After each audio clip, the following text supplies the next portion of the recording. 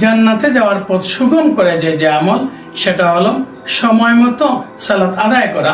আল্লাহ তাআলা কালামুল্লাহ সূরাতুন নিসায়ের 103 নম্বর আয়াতে ঘোষণা করেন, ইন্নাস সালাতা কানাত আলাল মুমিনিনা কিতাবাম মাওকুতা, অর্থাৎ সময় মতো সালাত আদায় করা ফরজ।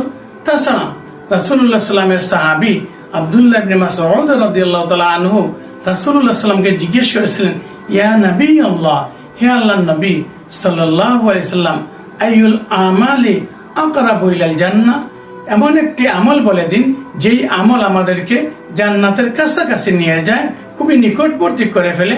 তখন রাসূলুল্লাহ সাল্লাম বলেছিলেন, খালা as-salatu ala মাওয়াকিতিহা, অর্থাৎ সময় মতো সালাত আদায় করা। মুসলিম শরীফের 263 নম্বর হাদিসে এই কথাগুলো বলা রয়েছে।